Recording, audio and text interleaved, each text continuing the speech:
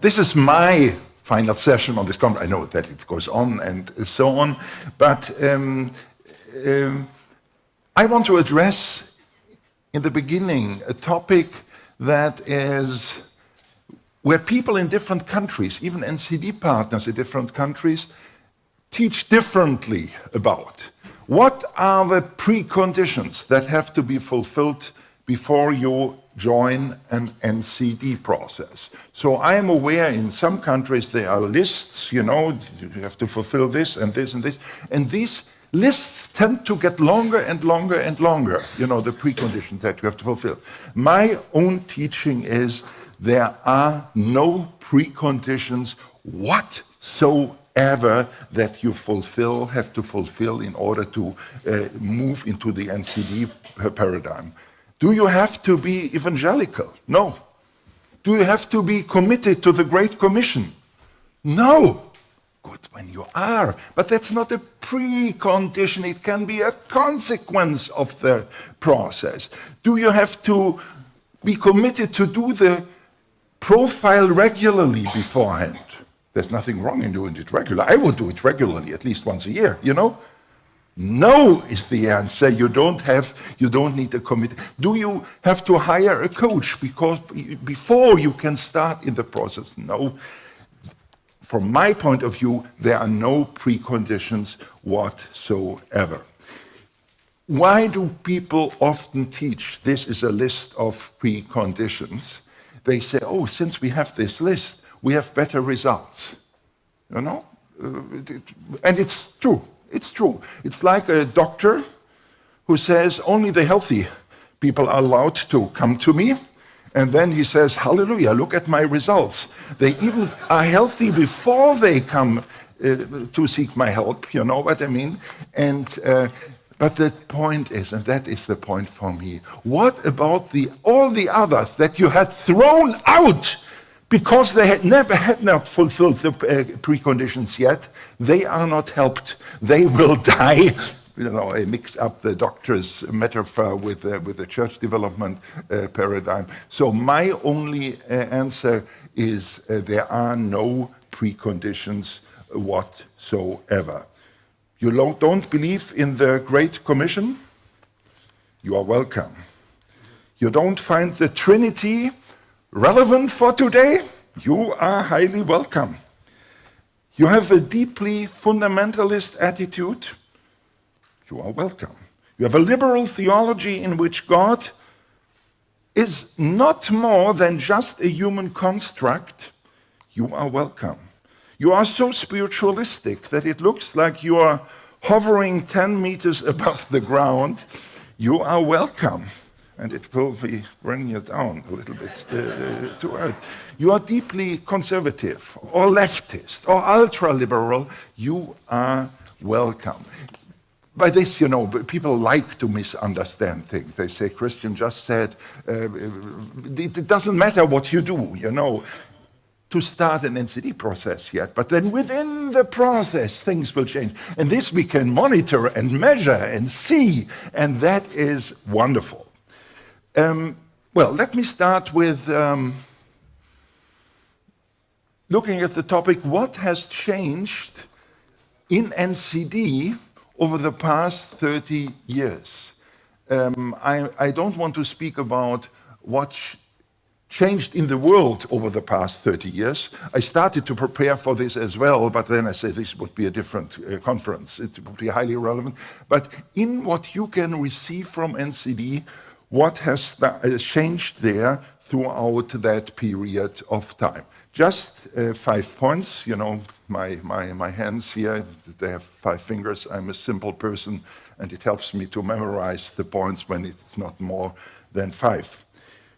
There is now an increased and increasing focus on therapy. When NCD became international, it was basically identified with or confused with doing the NCD survey.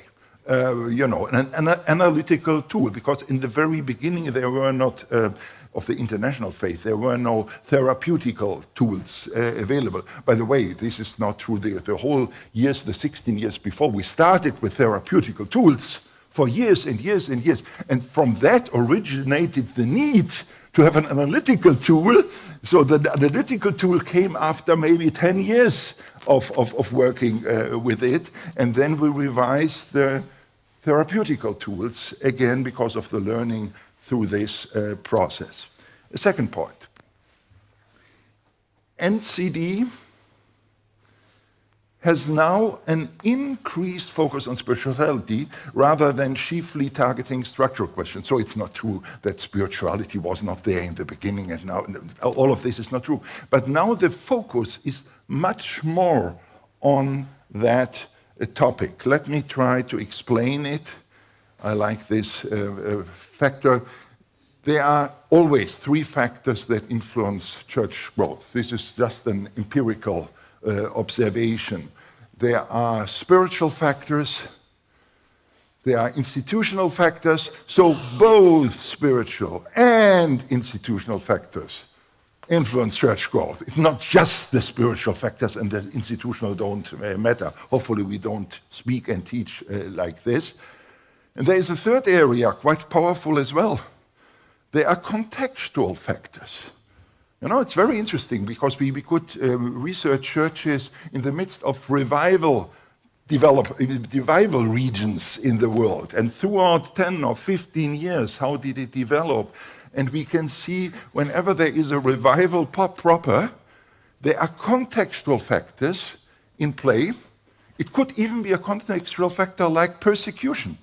It could be a contextual factor that helps bring about revival. Not every persecution brings about revival, we have to be honest, but sometimes you have the most dramatic things in this situation. And it must be backed up that the spiritual factors are high and the institutional factors are taken seriously. Why do I teach about this? Because the contextual factors are the very factors that cannot be directly influenced. I mean, a church should influence the context, that is true, but this doesn't make it a positive contextual factor, just the opposite. If there is a successful church, often it becomes more difficult for the church to grow as a consequence of this. Look at it, you know, as a ministry of Christian churches, often the contextual factors get more difficult. But what we want to focus on is not on the contextual factors. We have to take them seriously. We have to analyze them, all of this, sure, but they happen as they happen. We have to accept them. That's the only thing. We shouldn't even fight against them. Are some of the contextual factors that we experience now positive or negative? I have always controversial discussions about this. I would simply say, are they bad? Are they good? They are. Period. And then we have to make the best out of it, not the worst of it. We can fight against it. God bless you. Do it. Spend the rest of your life with that. You won't get very far. We have to utilize it, and energy transformation is one of the keys to this. But our focus has not shifted, not expanded, that's not the right word, but intensified much on the factors that we can directly influence, and we can influence both the spiritual factors and the institutional. The whole Bible is about how we can influence these factors, you know, how we can get a higher quality. It doesn't use this language, but this is what the Bible teaches, and we should follow these. The 8 quality characteristics could be seen as a summary of what we hear throughout the Bible, including the Old Testament. So I see even the energy paradigm as an enhancement of the spiritual factors. I always have to tell it to those people who have never read what I or others have written on the energy paradigm and said, now Christian became unbiblical. And I read it on the internet recently. He said goodbye to Jesus Christ. And of course, they haven't read anything. They just know it. They have maybe supernatural insights that I never had on that area. And with a high degree of self-confidence, and warn against it, and so on. But in our understanding it with the energy paradigm is number one, to take Scripture seriously. And then, for me, a second thing is to take the Great Commission seriously, to have a common ground with non-believers. And whoever is interested in these two factors should rejoice in that and not warn against it. Anyway. A third area, developments within NCD, an increased focus on the non-Christian world rather than exclusively the church. Adam probably has or will even speak more about that, the three meanings of the term NCD, natural church development, natural community development, natural character development, and even the individual tools are in the process of being gradually transformed in such a way that non-believers can use them as well. I work, for instance, in my coaching things with a spiritual style test of all tests. In German, we have even a little bit advanced version, which is made more compatible with the needs of non-Christians. People told me, but Christian, you cannot, spiritual styles, only Christians have them. No, these are channels where you are open to the divine. And they are usually, they can change when you become a believer, but they are usually the same things. Through the same channel for evangelism, that's very important. People are touched by God. And and we do it now by purpose, making it compatible so that more and more people who sense themselves to be non-believers can move into the paradigm. And the experiences are overwhelming. This could be people who are rooted in another religion presently, in no religion at all, in agnosticism, whatever, in nominal Lutheranism, it could be a variety of people who have difficulty in their relationship with Jesus Christ, or there is no relationship, no personal one, but yet they can join the movement. Fourth finger,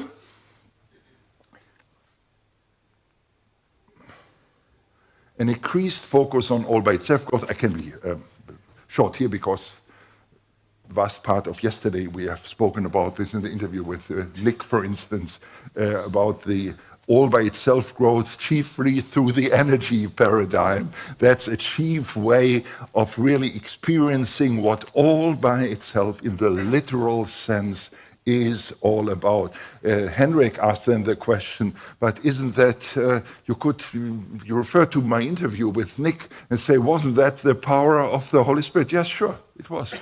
Power of the Spirit is energy directed to the kingdom of God, to the glory of God, to the growth of the church. Singing hallelujah, and even without singing hallelujah, it works, And this is the way how we experience the power of the Holy Spirit. And fifth finger, the NCD paradigm is increasingly seen as a tool for addressing conflict situations in Christianity.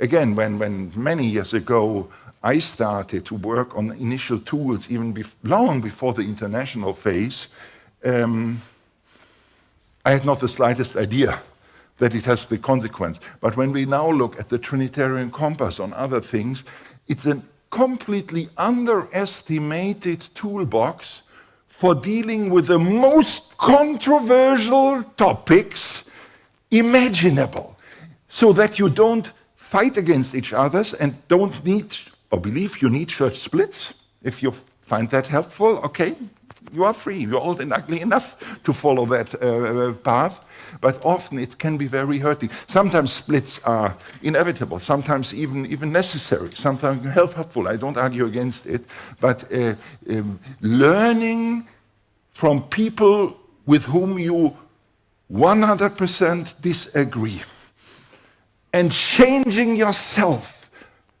because of that interaction. If people have learned that art, and Christian churches should be the schools where we should be world champions in that. Let me just give two examples that make this point clearer, hopefully clearer.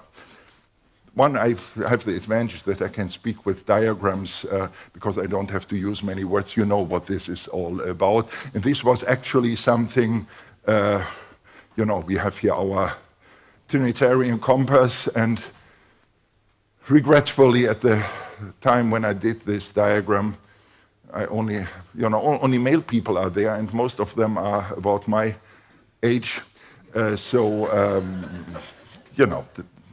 That doesn't represent reality.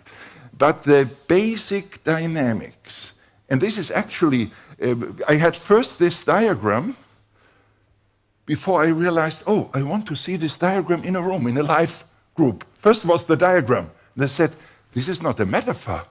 We can place people there. And then I always ask them to question, the answers to this. Do they see these people move into different directions or to the same direction? And then 50% answer, they are moving into different directions. This elderly man from right to left, he from left to right.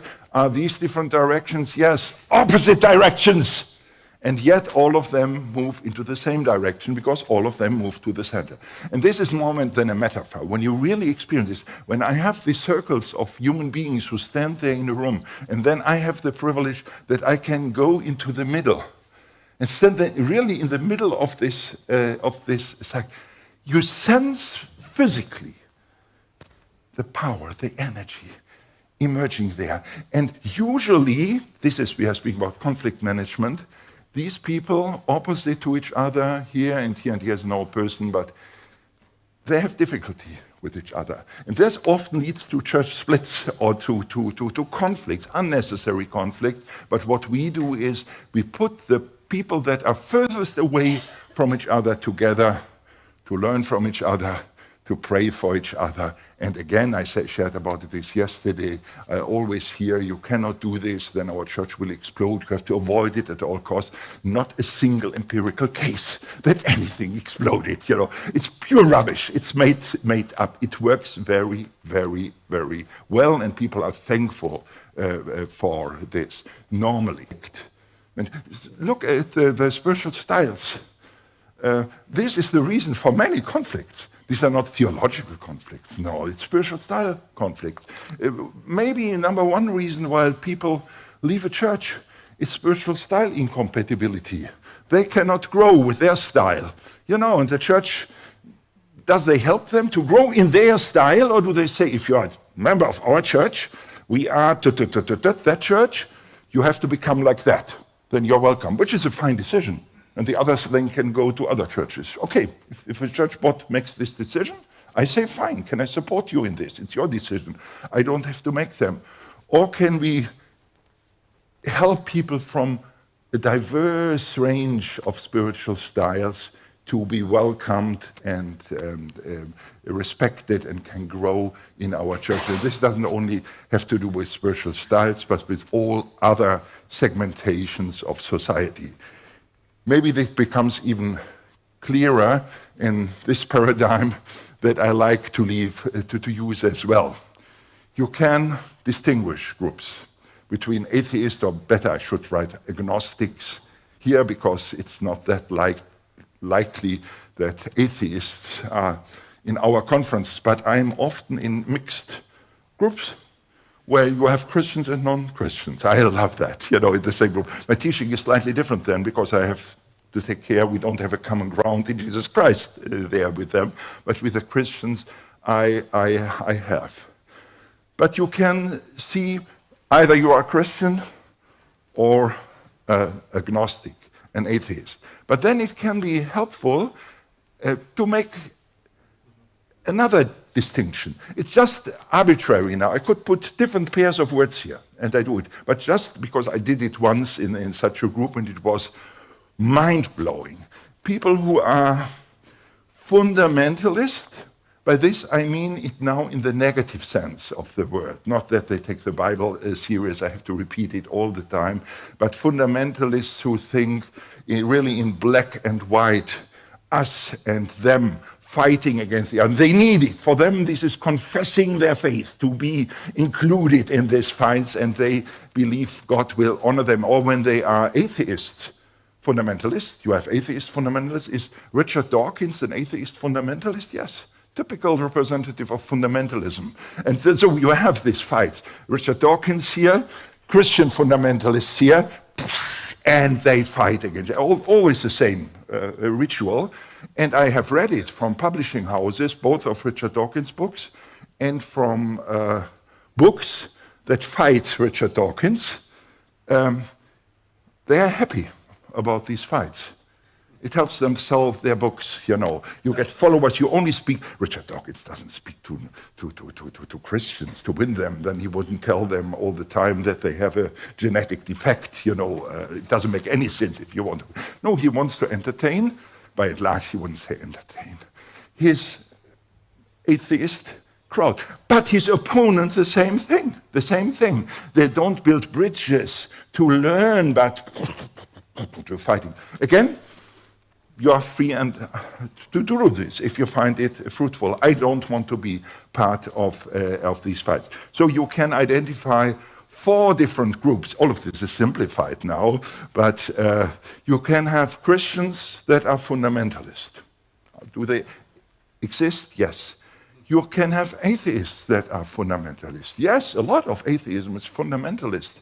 But you can have also undogmatic atheists. Some of my greatest learning experiences in mutual mentoring are with non-dogmatic atheists. Such an interest in the Christian faith. And I am so interested in their nuanced discoveries. It's wonderful. It is purely wonderful. So I don't fight against them, but I like to interact with them. And you can have Christians that are, when I say undogmatic doesn't mean that they don't believe in the apostolic creed or something, like just the opposite. But, you know, that they don't have this we-them mindset and fighting against the rest of the world. And now comes the interesting thing. Just imagine that you have, like with a Trinitarian compass, people in the group, in the room, from all of these 4 segments, and have a small self-identifying test or something like this that where people can identify with. That some say, okay, as an atheist, I wouldn't use the word fundamentalist for me, but how you speak about it, yes. Christianity is a danger, we have to fight against it. It would be better if it is killed. You know what I mean, this kind of thing. And then they are fundamentalist atheists. So I can put people into the room according to this paradigm. So they really, one group stands here, the other there, the other there, the other there. And then we make, this is purely artificial. This is virtual reality, this line. Lines are usually virtual reality. They don't exist in real life. Then you have the atheists here and the Christians there. We and them, from both them and us, from both directions. It is true. It is true. They are Christians, they are non-Christians. So it's a valid distinction. But then you can make, in the same group, you only change this distinction between undogmatic and fundamentalist people. So you have the undogmatic people together, atheists and Christians. They have a lot in common, in contrast to the fundamentalist group, and the other way around as well. You know, and this, drawing the picture in a different way, just another line, it looks like virtual reality. Nothing changes in the room. The same people are there. They stand at the same place. Nothing has changed. Just in your mind, this circle, and it is a different, an altogether different reality. So I like people to go to this kind of training. Now, I have used the examples of Christians and atheists and so on, fundamentalists. You can invent different pairs of words. Usually, it's best to have the most controversial topics. It must address people who are really present here, you know what I mean, in the same room, and can end up with fruitful, helpful discussions where often people don't change their minds.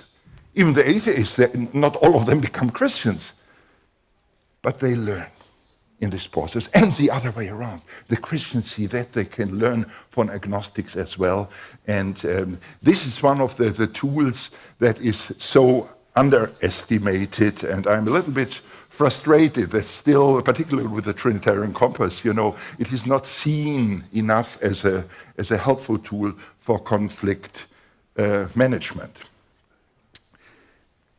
If you ask people, what is a typical NCD activity? I have done it repeatedly, you know. Or usually the first word comes as filling in a survey. You know, the typical, if you are in NCD, you fill in surveys. That is it. People, some believe it really, it's filling out the survey. When people say, often, maybe even on this conference, oh, I have done NCD. One can say, oh, you love your neighbors and you love your enemies, and this is doing NCD. Of course, you know, to learning people, helping people to learn from each other. This is doing NCD. No, we have filled data into a computer. This is what they mean. Of course, it's not. You know, it's not a fitting symbol. So doing NCD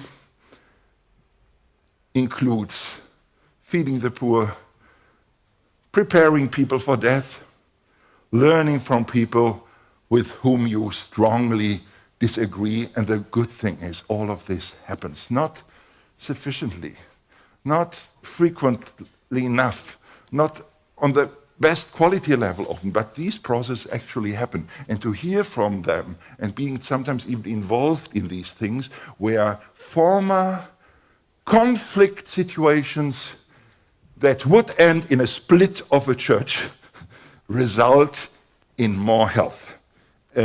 Because of the learning that takes place. I learned both from our former Chinese partner and from our former Indonesian partner this sentence: NCD principles must be lived out so authentically that they can literally be smelled. I heard it first from our partner in Hong Kong, then he said, Christian, I like your profile, and so in the very beginning he said, but do I really need it? I can smell these things. And I said, what is so special about your Chinese nose? You know, I would like to have it as well. We had to invest enormous sums of money to come up with the thing, and he uses his Chinese nose to come up with the same result. And he said, and he wrote a paper about it, about the 8 atmospheres of growing churches. There is an atmosphere radiating from each of the quality, and you sense it. It's a loving church. Even without talking to people, you sense something. Some people sense it. Others have no perception mechanism available.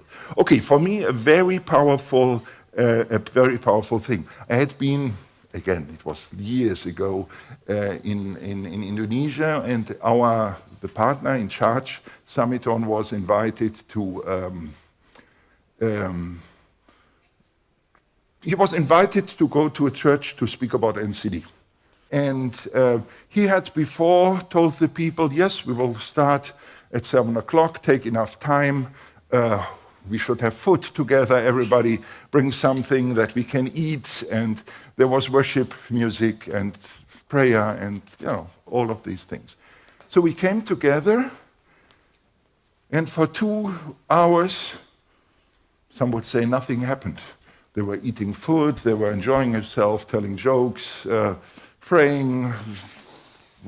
And then somebody asked Samiton, when do we start with NCD?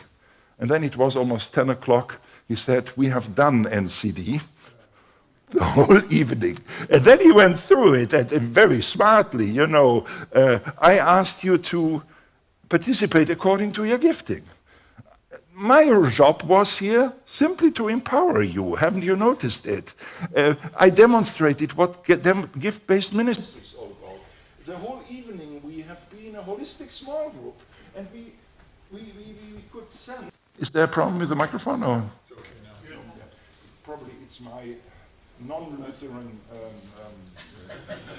movement here. But I am so thankful that God has preserved it in spite of my health problems. Just imagine Christians standing behind a microphone like this. I couldn't stand it. Some people advised it to me that it's more energy, less energy costly. But I cannot do this. It wouldn't work. Anyway, that's not important. But you see, this for me, it's not an anecdote. I have learned from this. I cannot do it as well as Summiton. You know what I mean? Maybe to do it, you must have a local connection to people and so on. But even when I do still, sometimes I do it, seminar on a local church level where the church has done the survey and so on. For years, I started, usually then with a jacket and even a tie, and then I came with my statistics, the most comprehensive research ever done on quality in the world, and here are the results, and this is what applies to you. Which is true. All of this is true. You can speak like this, or I have spoken like this, but what is this? I am the super expert, and the people just can be silent. You know what I mean? Or they can admire it, but they cannot argue against it because they haven't done the research. So, terrible situation, very hierarchical. So, when I now have the privilege of ministering in a local church, I start, tell me about your greatest problem that you sense right now. And they may say, oh, the chairs are so uncomfortable. You know, that's a problem for me. I cannot sit there. Or other people may say, oh, the pastor doesn't greet me. So unfriendly. That's a problem. Or we don't have any impact on the world, whatever. And I write all of these things down and then even ask a question, what are the things that work best present in your church? And I collect these things. Of course, in my brain, I'm an NCD person, I connect all the things with the 8 quality characteristics, and usually I get long lists, and everything can be related. This is the charm, I know it in advance. Everything can be related to one of the 8 quality characteristics. The pastor doesn't greet me. Can be related to a loving relationship, can be related to empowering leadership, you know what I mean. So, and I make this connection, and when we then speak about the principles, we don't speak about the most comprehensive research done ever in church history or in world history or in the history of the universe, but we speak about the problem of the felt needs of the people. I've learned that from Summiton, you know what I mean? This I think it's a smart approach. I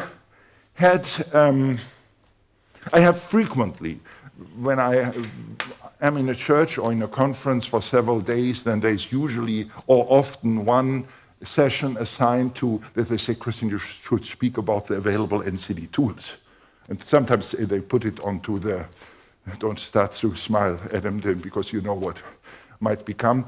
And they ask me beforehand, Christian, can you help me? Where do we have the tools that we can display them and then put them in the room? Say, don't worry, the room will be filled with tools in a few minutes. But there is one precondition. We must get rid of everything that is in this room right now. All the chairs, out. I say, but people have to sit. No, all the chairs have to go out because I want to speak about the tools. And the pulpit, out. We don't need a pulpit for this session. And in one case, there was a grand piano. So it's a lot of work. Out! I cannot speak about tools with all of these things in it.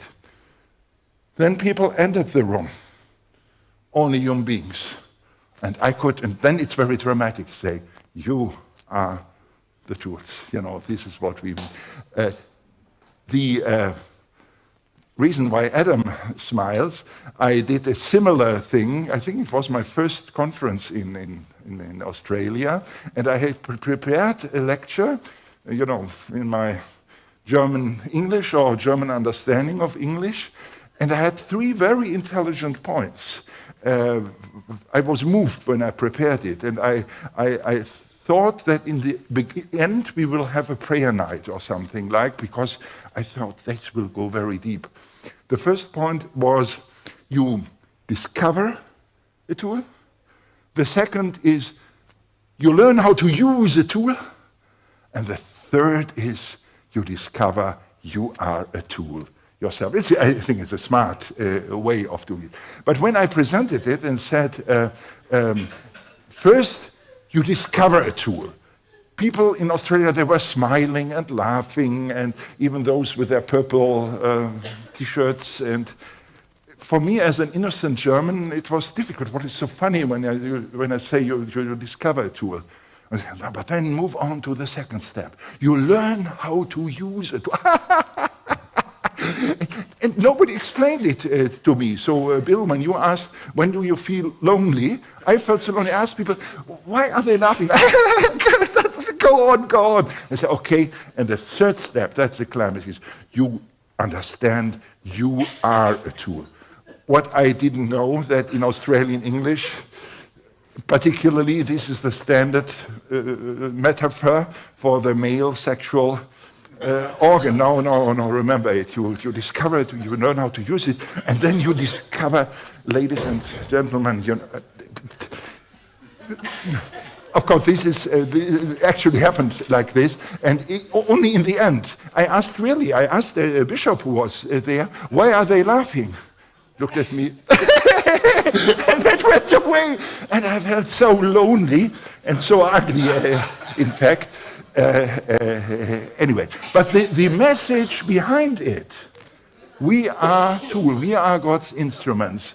And all of these outer things, the tests that we do and the books and so on, we produce them and they can be very helpful, but these are not the real, it's our heads, hands and hearts. That are basically the tools. Okay, we have already looked at this cycle. I simply want to come back to this. We don't go much deeper there, because I want to focus a little bit about Dietrich Bonhoeffer again, because he has a lot for us to say right now. I have the privilege, I have inherited books through Thomas Bonhoeffer, and some of them are from Dietrich's library with his handwriting in it and so on. So it's not a big thing for Bonhoeffer research, but for me it's quite moving to have this direct access to this. I want to show you it's a 3-minute video. I have done it frequently, so the 2 videos that I want to show you, one is subtitled. No, it's subtitled in English, but the English is a little bit different from what you hear, because it was done just for an international audience. And the second has Korean subtitles, whereas Stephen Kim left. No, you are there. You remember that, we subtitled them into Korean, so when you find Korean words in the end, it's not to help Stephen understand it in this audience, but it is because we used it in this context. We have seen that Bonhoeffer's vision of the church for others was something that is based on experiencing God as transcendent in the midst of life on the basis of Jesus Christ for Bonhoeffer. That was very clear, and it was based on the second step, accepting that the world has come to maturity, you know what I mean? We cannot treat them like children any longer. And Bonhoeffer felt very ugly when we do it. So he was very reluctant, maybe too reluctant to speak aggressively, some would say, about the Christian faith towards non-believers, because he had such a high respect to what they would be saying or what they lived out. This small video that I want to show you has a certain context. It's from a long movie about Bonhoeffer, and it's towards the end of the movie. Some prisoners are put into a truck, and this truck goes to Flossenbürg. Flossenbürg was where Bonhoeffer the next day was killed, like other prisoners as well. And the truck has problems, so they stop. They go into a church that was destroyed both by the war and by Nazi vandalism. And there, in this movie, Bonhoeffer delivered a small sermon. Well, this is a movie. What is historic about this? Historic is they never, the truck never stopped, and Bonhoeffer didn't deliver this sermon in a church. But we don't know what kind of church he delivered. But the writers of the script for this movie took a famous letter that Dietrich wrote to one of his godsons, where he spoke about the church of tomorrow. He spoke about our generation. He spoke about our here and now. You can say this. This was his point, what is needed. And so the words are authentic, but we don't know what he really preached. The background was his fellow prisoners asked him, Dietrich, you are a pastor? Wouldn't you do a worship service with us? And said, no, I find it, all of you are atheists. And he found it going beyond his limits. He never wanted to impose anything on other people. But one of the people was Vasily Vasilyevich Kokorin. We will see him in the small movie. He's this man. Of course, this is the actor. And he was the nephew of Molotov. Does the term Molotov communicate? Molotov cocktail?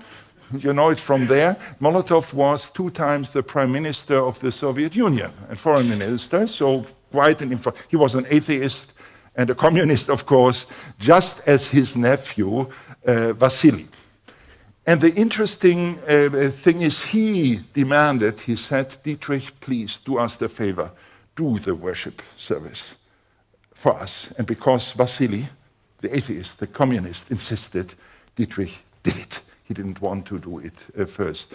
And there is a wonderful thing, it's not that well known, but Dietrich and Vasily got friends in this short time that they had. And typical Bonhoeffer-like, he was so interested in what was on Vasily's heart and so on. And Vasily liked it and was interested in hearing more about Dietrich's experiences.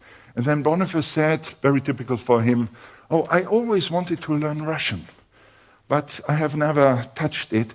Can you mentor me? Now, it was one day and he knew before he was killed, to learn Russian, So he started to learn Russian from Vasily. And Vasily said, and Dietrich, and your field of expertise is God.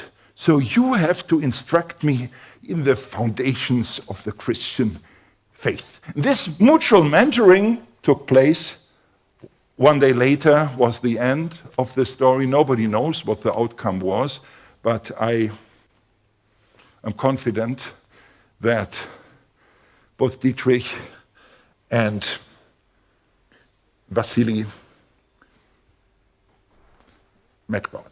Dietrich, as everybody in the Western world, never spoke about energy. You know what I mean? Between Augustine and Dietrich Bonhoeffer, it was not a category in the Western world, but he was a world champion of radiating, of finding resonance with other people.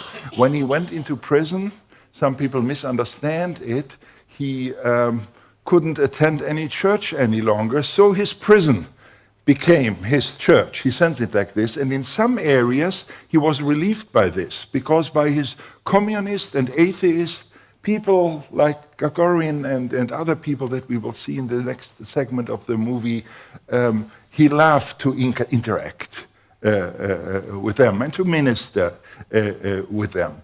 And what people who knew him was that he really found resonance with everybody because he was concerned what is going on in their heads, hands, and hearts. In this scene, we see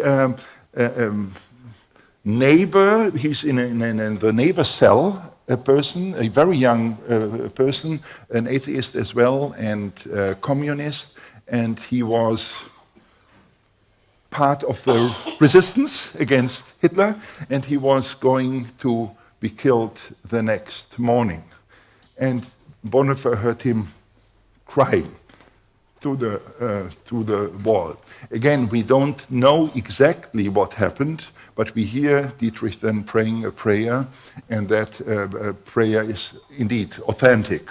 This is a way how he connected with people. When we spoke about a term like resonance, for me it's a prime example how it works, even without words, but with words as well. There was a strong resonance.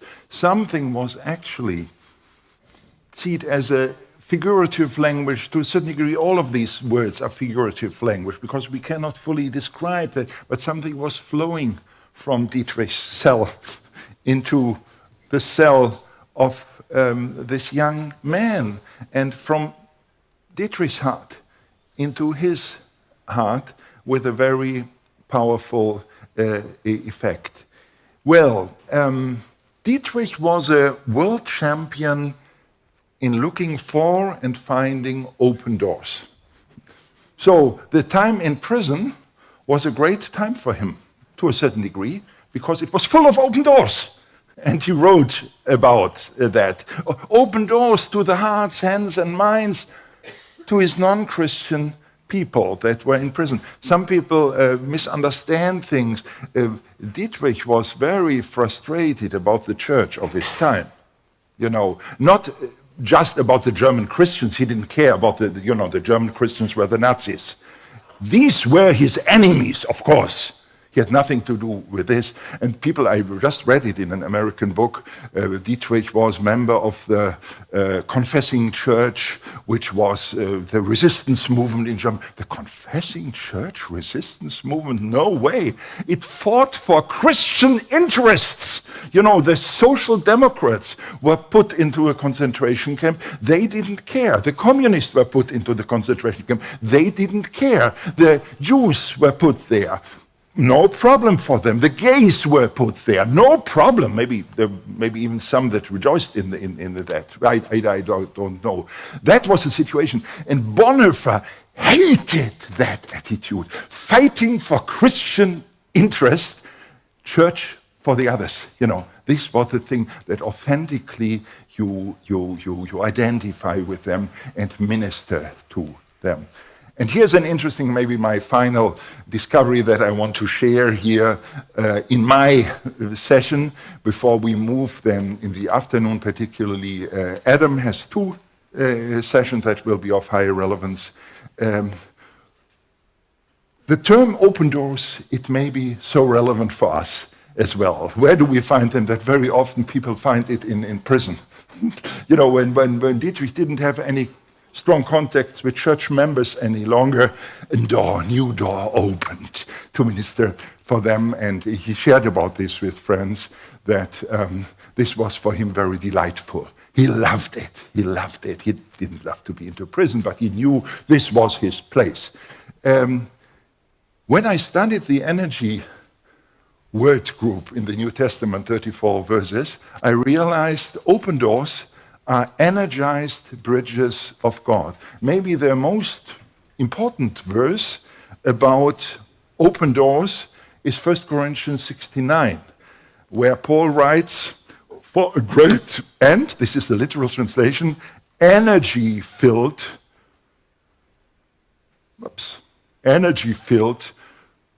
door is opened unto me, but there are many adversaries. This is what we literally read. So an open door is an energized door and an energizing door. This, you know the context of this. Paul decided then to stay longer where he was before he went on to Europe. Because you could say of the energy constellation that he felt. And then comes the second discovery here. This is very relevant in our context.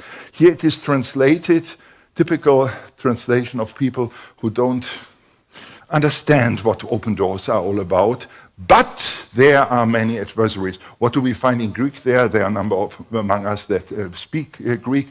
I only can translate it pronounce it in the way Germans pronounce Greek words. English speakers pronounce it in an English way, and both believe that is Greek. You know, it's funny. But it's the word kai, K-A-I, and that means and. And there are many adversaries. In very rare cases, it could mean but as well. But it's not a but. The but would mean there are the open doors on the one side, and here are the enemies. And includes, in the midst of resistance, in the midst of enemies, there are open doors. The enemies open the doors for this chance. And that is so powerful. And Dietrich, of course, I had never a chance to speak about it, and definitely he didn't know the energy paradigm. When I spoke with his nephew about the energy paradigm in the beginning, was very strange for him as well. It took him some years to see the relevance of it, and then he supported it very much. But isn't that powerful? The open door is not when everything is so smooth. People come and park their Mercedeses in front of our church and move in and bring their money with them, and they are joyful, and that's a revival. You know, no, that's not what it is all about. I give one example before we come to an end, which has been, I'm struggling here because I have more that I have prepared and I have to reduce it now to a few points. One I shared about the situation when I was in Indonesia. You know, when Summiton did an NCD evening and that everybody could smell.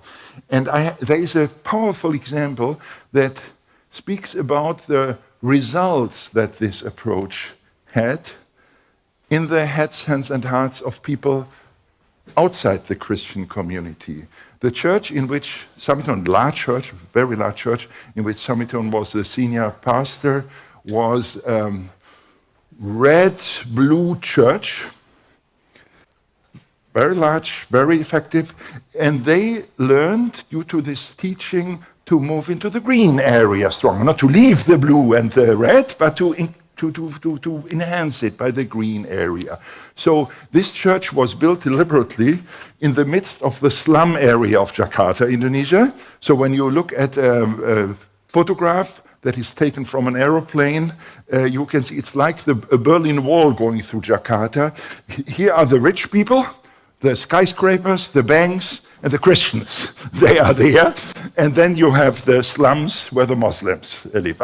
You see it, it's like a division. And they, of course, built their church in the slum area because they wanted to minister to these people, and did it for years, helping them sometimes to learn English, you know, as an international chance, or in their homework, or when they had health issues and so on. Completely unselfish. There was nothing behind it. I had been there and had seen the huts,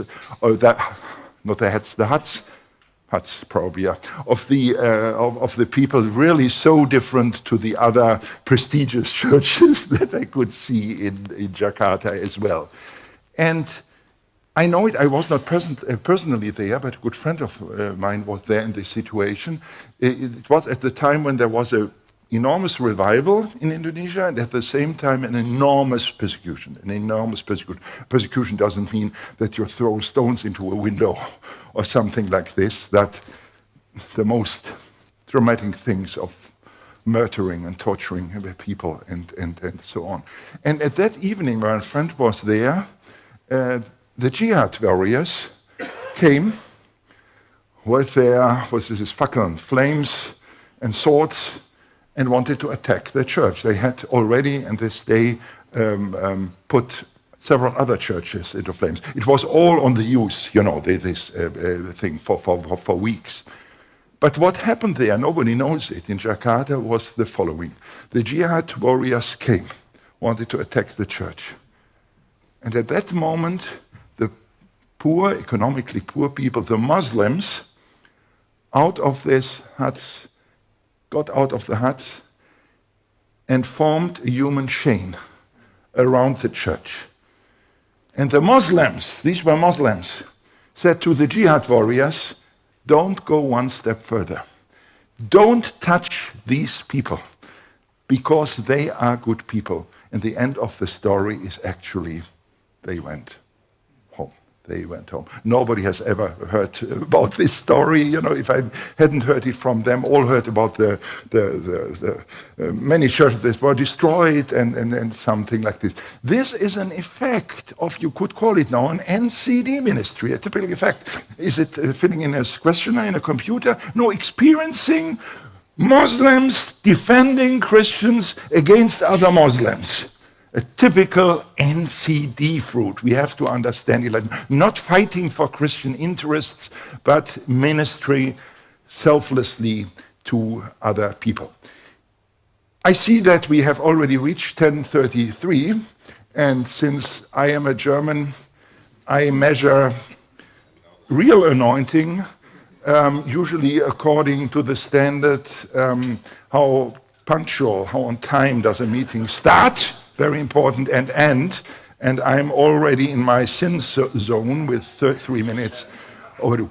I leave it here with this invitation to appreciate open doors in the midst of areas where you have not expected it. It could be church fights. It could be church splits or possible church splits, which are turned into an open door of completely new learning experiences. And that is, here NCD gets very deep. You know, it's not just, oh, evangelism, and then I have to share the gospel. And structures, okay, we need department heads in the church. And gift-based ministry, everybody has to fill in the gift test or something. All of this is wonderful, but on a deeper level, we are dealing with these dynamics, and we are connected to these dynamics. So don't keep NCD on only a superficial level, or only on a some go so far, and keep it on an entertaining level. You know, you entertain people by that, and if they are not entertained, you have to look for another gimmick. Thank you, Christian.